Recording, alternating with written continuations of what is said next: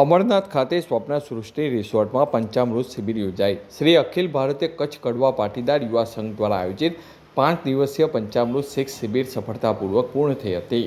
તારીખ 6 મે થી 10 મે દરમિયાન યોજાયેલી આ શિબિરે બાળકોના સર્વાંગી વિકાસ માટે એક ઉત્તમ ઉદાહરણ પૂરું પાડ્યું હતું।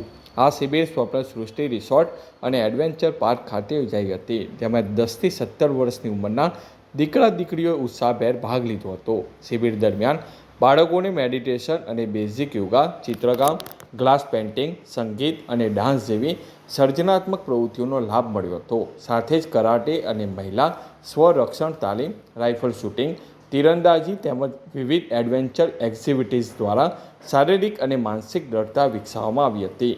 શિબિરના સમાપન કાર્યક્રમમાં દીપકભાઈ પટેલ અને ગૌરવભાઈ પટેલ ઉપસ્થિત રહ્યા હતા। તેમણે બાળકોને પ્રોત્સાહિત કરતા આવા કાર્યક્રમો સમાજ માટે ખૂબ જ જરૂરી હોવાનું જણાવ્યું હતું।